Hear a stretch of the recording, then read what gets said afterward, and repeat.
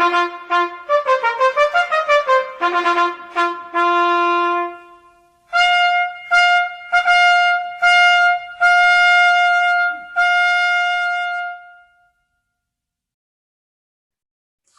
right, welcome back to Chasing the Natty Kings Classic Start Sit Discussion. I am your host, Xavier Hood. Alongside me, above me, if you're looking on YouTube, is my gracious host, Jared Palmgren. Ooh, And gracious. Getting creative with the adjectives today.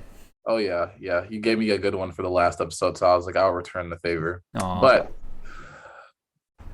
no matter that, I mean, it's all good. That just threw you off with the aw. Yeah, it did. I was like, okay. Had a good little plan going. But yeah, this is the Sit Start discussion. It is week 8 for our league. We are in the Kings Classic League with a bunch of other industry insiders. As you all know, we have been following, tracking our league and giving you the content of how we're doing in this league. And so far, we've been doing all right. You know, we were like, what are we, like fourth in points scored? I believe we are 4th in points scored total and 6th overall in the league. Our current record is 4-3. 4-3. And this past week, we just faced John McKechnie, who we got the win over. I think we both predicted that we would win the game. Yes. Jared was following along a lot more closely than me because I was worried about other leagues. And then, it came down to the wire. It was close. I'll tell the funny story here. So basically, we had about 190, and John McKechnie was sitting there at about 177.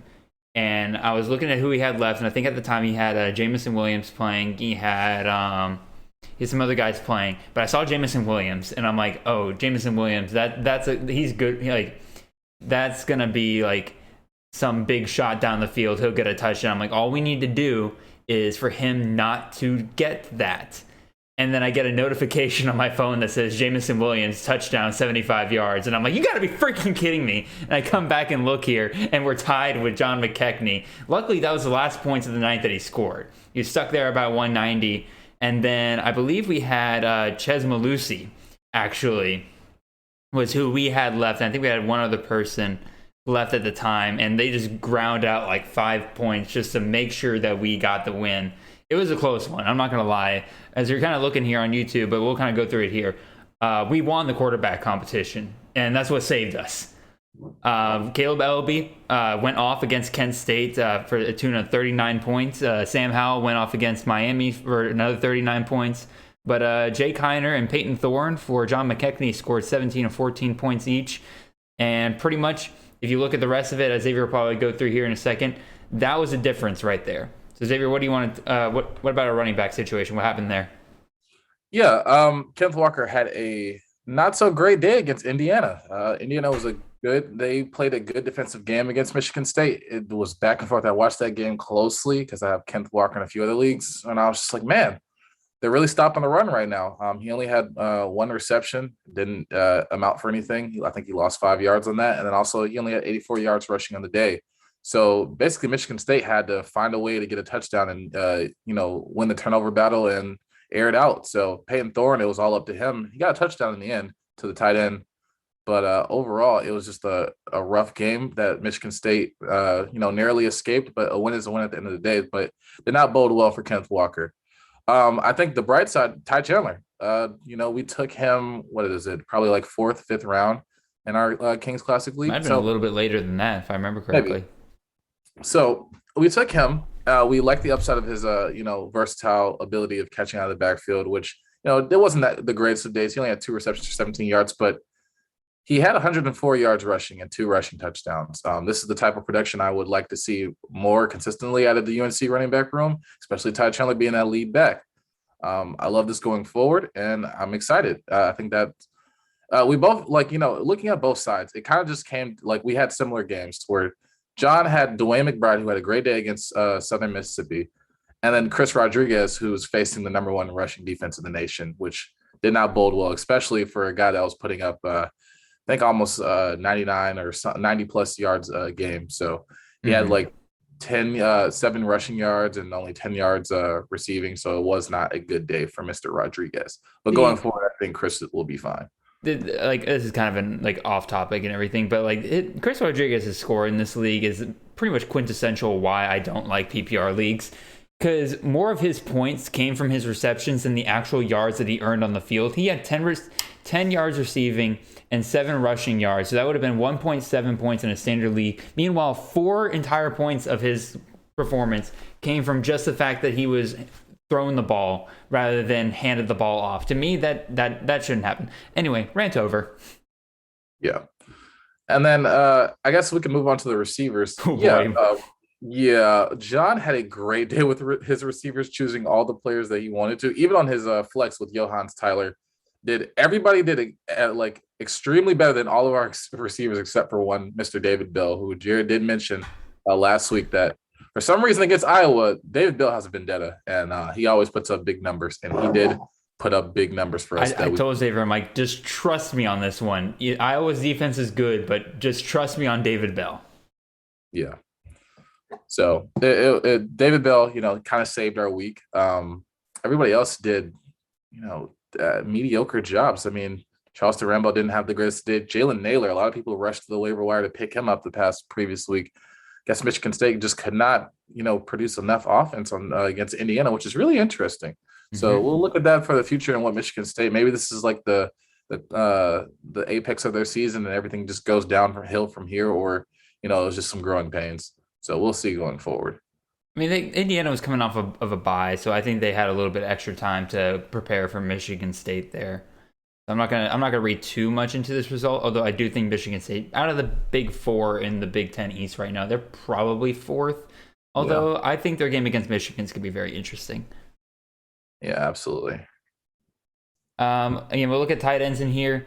We played Peyton Hendershot last week because Michael Meyer was on a bye and also Michael Meyer was hurt. So we just kind of threw him in there. Again, that was just a low-scoring effort game between Indiana and Michigan State, so we weren't going to get much in there. We got 6.2 points out of him, which turns out was enough.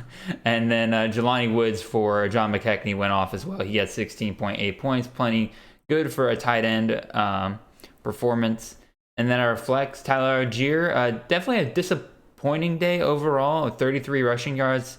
Did get 3 receptions though, so that helped him out. And then he got a rushing touchdown. So 13 points on the day. Not the worst performance in the world, but definitely could have done better. And then Ches Malusi quickly falling behind, finding out that he's now pretty much the RB2 behind Braylon Allen for Wisconsin. So don't be surprised if we bench him this week. Yeah. So with all that being said, like that's our covering of last week. Again, we're 4-3 now. Like we mentioned earlier, we're 4th in terms of points scored. We got a big game coming up this week with Mike Bainbridge, who is, I believe, either 2nd or 3rd in the standings right now. So if we were to beat him, he's only got 1 game ahead of us. So if we were to beat him, that would definitely help us a ton in terms of getting us into that top 4 and getting us into the playoffs for this league. But without further ado, let's go ahead and move on to our team, and let's discuss what we're going to start each position. So, Xavier, why don't you kick us off with the quarterbacks? Yeah, we're limited at quarterback for this week because mainly everybody's on bye, and JT Daniels is hurt and on bye. So we're kind of just stuck with Caleb Ellaby and CJ Stroud. Stroud, definite starter. I have no qualms with him starting against Indiana. I think Ohio State is a superior team, and they won't have any problems like Michigan State had. They have just too much talent through the running game and the passing game. So I'm expecting a big day from Stroud. Ellaby, on the other hand, he's been doing good for the past 2 weeks. I want to believe in Ellaby that he's turned the corner with his Western Michigan offense, but I don't know. I just for the whole entire season, from what I've seen, it just hasn't been consistent enough for me. So I would like to explore the possibility of taking a flyer on a quarterback possibly for this week. I would definitely agree with you, Xavier. I think it's something we should absolutely at least explore, because looking it up, Toledo is 13th in the country against the pass, but 61st against the rush. And Western Michigan, part of the reason why Caleb Ellaby has been so limited in many different ways is that the rushing game for Western Michigan has kind of kept them in a lot of games with Sean Tyler and then Ladarius Jefferson as well. So if Western Michigan finds that rushing against Toledo is going to be a lot more effective than them, then Caleb Ellaby is about to have a pretty bad day. So I think we should absolutely go ahead and just check the free agent pool, see what we can find. So let's go check it out. Yeah, absolutely. All right. So some names that kind of stick out to me, or at least stuck out to me, and three of them are looking at here. So Chris Reynolds, obviously sitting right there at the top, 29.95 or 95 fantasy points per game. A lot of that comes from his rushing touchdowns, even if he's not really a true dual threat quarterback, I'd say. Yeah. Michael Pratt facing SMU this week. He's averaging 27.24 points per week. And then N'Kosi Perry, quarterback of Florida Atlantic, playing against Charlotte this week. He's got 26.64. Any of those names sticking out to you, Xavier, that you really might want to consider here?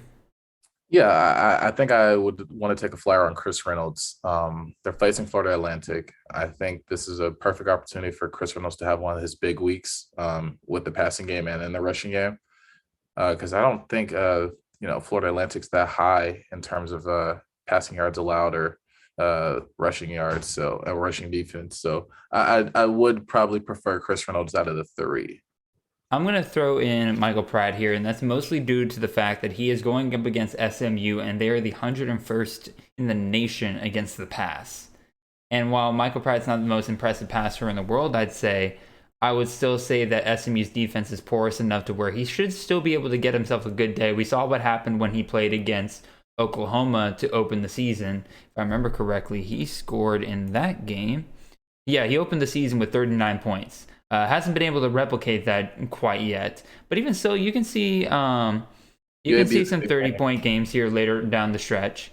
But again, I don't disagree with you entirely on Chris Reynolds. Like looking at his schedule here, he has massive upside. You can tell because he's had a 40-point game to open the season against Middle Tennessee. He had 46 points, scored 34 points last week against FIU. So really, the question is just who do we believe in a little bit more? Yeah. To me, it's a crapshoot. I think either one of these guys are pretty much getting roughly the same amount of value out of. So, yeah. It's tough.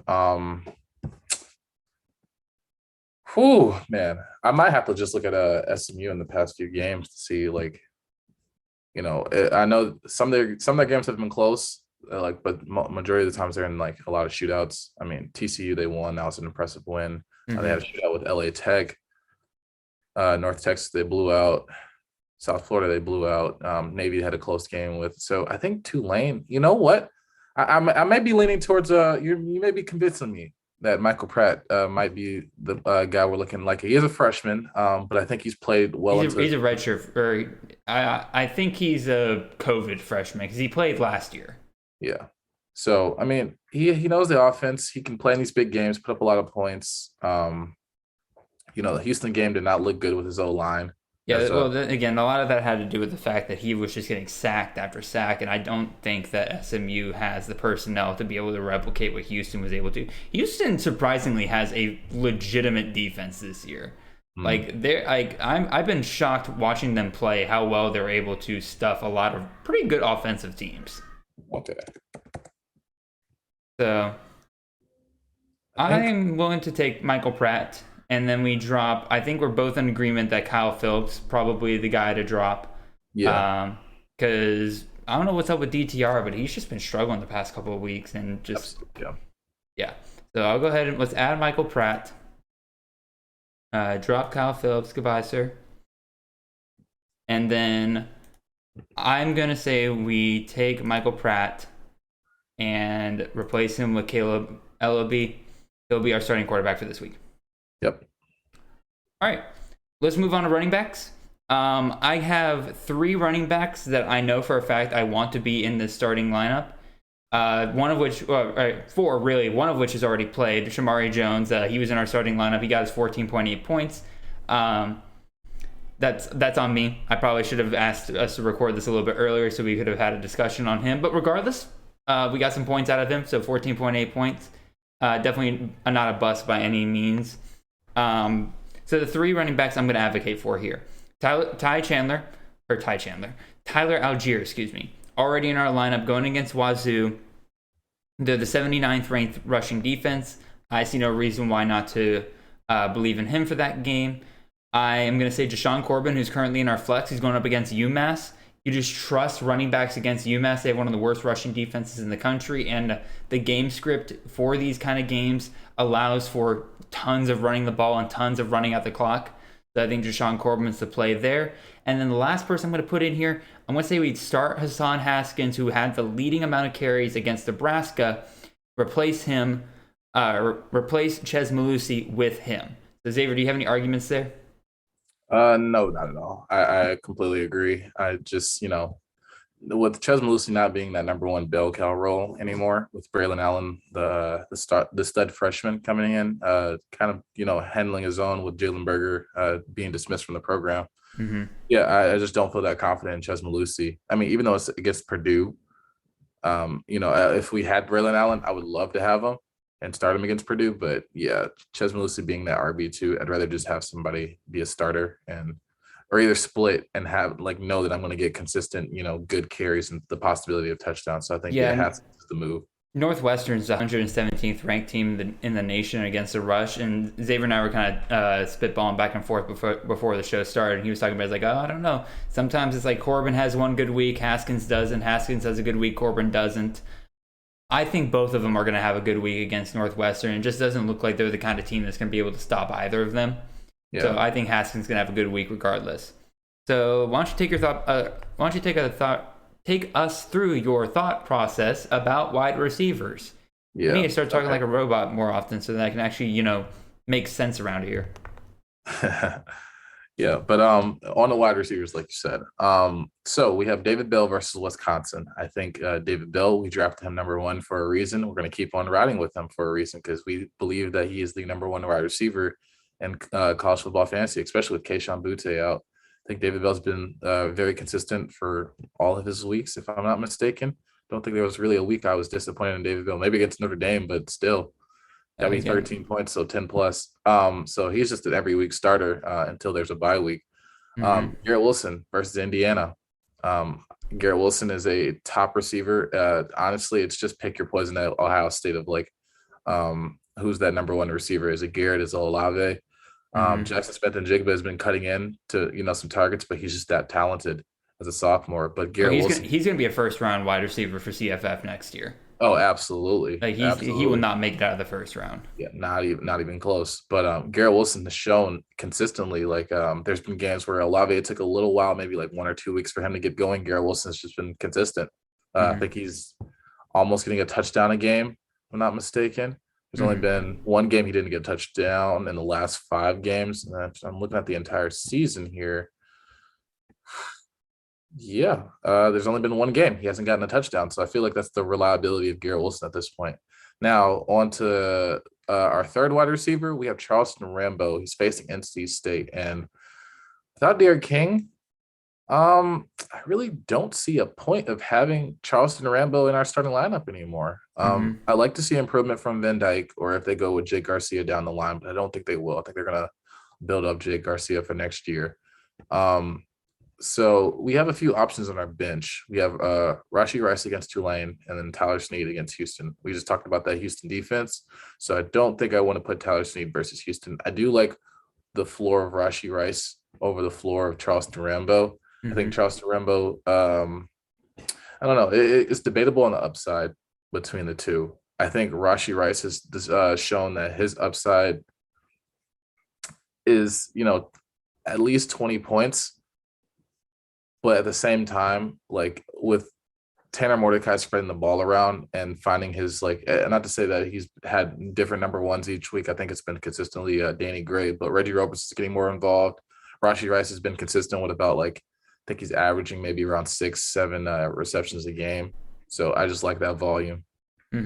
So I would advocate for putting Rashee Rice over Charleston Rambo. I'm going to agree with you 100%. I'm the biggest Charleston Rambo fan out there right now, but you can just tell out on the field, Van Dyke is not connected with him like we saw. He's just not connected with him like we saw Derek King was once things started getting going for that Miami offense. So I think absolutely we can throw Rashee Rice in there over Garrett Wilson. And again, the SMU, they're going up against Tulane. Tulane is 114th against the pass. That game's going to be an absolute shootout when they get started. I believe they play tonight. So they play tonight, so that's going to be a fun one to watch. I'm not going to argue there. Really, the other thing here, we got tight ends. Michael Mayer back 100% according to Notre Dame. So I say we drop our friend Peyton Hendershot. You served us well for 1 week, good sir. Not just kidding. You really only got us 6 points. But we move our boy Michael Mayer back into the tight end slot. Hopefully they're not going to do the whole we're going to ease him back. No, this is USC. Hang the points. Hang the points on USC. They're your rival. Use your weapons. And Michael Mayer is by far your best weapon. Yeah, and they're at home, so I think that'll bode well for them. All right, and then again at flex, I advocated for Deshaun Corbin earlier, and Jamari Jones is already locked in, so I'm not going to really argue against either of those two. Xavier, you got any thoughts? No, I'm in a complete agreement with you. I like Deshaun Corbin against UMass. It's going to be interesting to see how much work they try to get him, but I think it's going to be one of those days to where he gets, the usual maybe like 12 to 13 to 14 carries, which I think against UMass's defense. You got me talking broken English. I've given you the bug. Yeah. Against UMass defense, I think that'll can spell well for maybe 100-yard plus game and a touchdown or two. Sounds good to me. All right, so we've gone through our team now. We've set our starting lineup. We got Michael Pratt, CJ Stroud as our starting quarterbacks, Tyler Algier, Hassan Haskins as our 2 starting running backs, David Bell, Rashee Rice, and Garrett Wilson are our 3 wide receivers. Michael Mayer back where he belongs in our starting lineup at tight end. Deshaun Corbin and Jamari Jones make up our flex. And so now we're going to go take a look at our matchup for this upcoming week, and Xavier and I will make a prediction on whether or not we think we'll win. So, Xavier, you want to run through Mr. Mike Bainbridge's team here and see what our thoughts are on it? Yeah, we'll start off with the quarterbacks. He has Jonah Johnson, New Mexico State quarterback, facing Hawaii. Then he has Bryce Young, quarterback, Alabama, facing Tennessee. Those are his 2 starting quarterbacks for now. And then we can move on to the running backs. He has Bryant Kohlbeck of Toledo facing Western Michigan. We talked about that game a little bit earlier with Caleb Ellaby, and we'll see how that goes. He also has Charles Williams, UNLV, going against San Jose State. Charles Williams has looked impressive over these past few weeks with the volume he's getting. Now that he's back in the Mountain West, I think it's going to be a lot better for him going forward too. Malachi Corley, wide receiver, Western Kentucky against Florida International. It's hard to kind of figure out the wide receiver 2 for Western Kentucky, but everybody's getting a share of the love anyway from Bailey Zappi. So I think it's a good shout for Mike to start him, because it's just the fact of opportunity, and it could be the week that he goes off, because I think in the past 2 weeks I think he's had over 100 yards. Oh no, that's somebody else. That's Tinsley, but Corley still gets touchdowns and a lot of receptions, because almost every receiver is getting like 5+ receptions, which is ridiculous. So I mean, all they do is pass. Yeah, basically their run game is really just nothing with Coalfield and Whittington, or I think it's Whittington or something like that. But Corley's a good start for him. Then he has Marvin Mims against Kansas. This is the big thing. We're going to see the Marvin Mims of old with Caleb Williams back. With Caleb Williams under center throwing the ball. No more Spencer Rattler, so you just unlocked your offense probably to a whole nother degree. So, does that mean that, the ball's going to be spread around, or is he going to have a favorite target of Jaden Hasselwood, who looked like it was kind of his favorite target in the TCU game? But I think Marvin Mims is talented enough, especially when Caleb Williams came in during Texas and Marvin Mims made those spectacular catches. I think they're just, with a whole week of practice and developing that chemistry, it's going to be a fun game to watch, because Oklahoma's going to put up a lot of points in this game. So Marvin Mims is going to have an opportunity. And his last wide receiver, he has Chris Olave facing Indiana. This is the one thing I do hate about fantasy. This is the one aspect of fantasy that I hate, is when you have a quarterback and the opponent has either the running back or wide receiver. So you have to hope that he doesn't pray to God that he does not throw to Olave. Yeah, you're just like, oh man, just throw to anybody else, hand the ball to anybody else, but the guy that he has. But knowing Chris Olave being that special of a talent, I think Chris Olave is going to have a good day against Indiana. So I can see why he started him. He's that talented. But we also have Garrett Wilson, so that kind of balances out. At tight end, he has Lucas Kroll. Maybe had a bit of a down week for the past few weeks, but still a reliable option at tight end. So he's facing Clemson, who me and Jared both believe that it's still a great defense. All in all, it's just that you're having a down year. You've kind of been exposed of what your offense once was with Trevor Lawrence and a few other receivers that you had. So I'm talking a little bit more about the Clemson offense, but their defense is still solid even with the injuries. But it's going to be interesting to see. I think Pitt is going to win that game. I think they're going to put up points. Lucas Kroll is more of a goal line tight end. He gets in those type of situations. So maybe it'll bode well for them, or maybe Clemson will have a good game plan. As two flex spots, he has Mangum. Mangum. So we're gonna go with Jared Mangum out of South Florida facing Temple. I think he's been that bell cow role for South Florida so far. And I wouldn't say bell cow, but he's definitely been the lead back. He's definitely been the lead back. I think I only say bell cows because he had like 26 against BYU, and I'm like, man, that's a big game to have 26 carries. But yeah, those earlier games were a little bit rough. But yeah, he has Jared Mangum, and then he has Brad Roberts out of Air Force. They're facing San Diego. Well, no, are they facing San Diego? I believe they're facing San Diego State this week. They're facing San Diego State. So, I mean, good defense. It is a good defense, but he's getting a lot. In the past 3 weeks, his volume has been ridiculous. I think if I had to average that out, that's like 28 carries a game. So, and he's getting a touchdown or two in each game. So it's just, it's going to be, and that's all Air Force is going to do. They have no other offensive capabilities of passing the ball and anything like that. So, Brad Roberts is probably going to go off. Not to say really go off, but he's going to get the opportunities to, put up numbers. So that's it for Mike Bainbridge's team. Yeah. And so now we got to make our predictions of whether or not we win this week or not. And again, I'm knocking on wood over here because I hate every single time I make a prediction on this show because I feel like I'm jinxing us if I say that we win. But I'm feeling confident with this one. If only because when I look at Bainbridge's team, at least for this week, I'd be curious to see who he has on bye this week. Because if this seems like just a lot of guys that I probably wouldn't be comfortable starting in a lot of different places. Now, obviously Bryce Young, Bryant Koback, and Chris Olave. I think those are three clear starters in fantasy every single week. But Charles Williams has been an up and down guy. Malachi Corley, very dependent on whether or not he's the flavor of the day in that Western Kentucky offense. Marvin Mims, same thing with the Oklahoma offense. We've seen that, he went off in the Texas game. That's great, but when he against TCU, he was just not able to find the end zone. Lucas Kroll, as much as I've been hyping him up in a lot of different weeks, he has had a rough go the last couple of weeks, and now he's going to face probably the better defense that he's faced in quite a while. Jared Mangum, while I like him a lot, I have him in my group of 5 league. He's good for anywhere between 12 to 20 points, but don't expect him to do much more than that.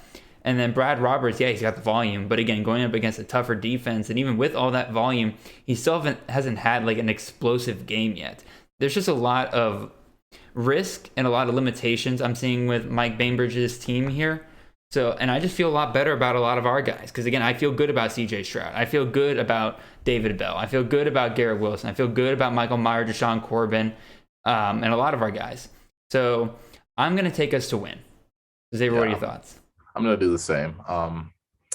I know we're going to both be watching that Tulane and SMU game probably not immediately right after, but it comes on in 2 hours. So we'll be tuned in to see how Michael Pratt did this. But I think overall, like you said, I'm just more comfortable with a lot of our guys. I think David Bell, Garrett Wilson, those are 2 reliable receivers that are going to get a lot of receptions and, knock on wood, that, they'll get a lot of touchdowns as well too. I mean, they're they're 2 of the best wide receivers in all of college football. Then you have Michael Meyer coming back against a very terrible USC defense. And then you have Deshaun Corbin, who, I know we mentioned a few weeks back of hey, maybe we should take a flyer out on him. And, barring 1 week of, having a mediocre day. And then, UNC probably wasn't the best day either for Florida State.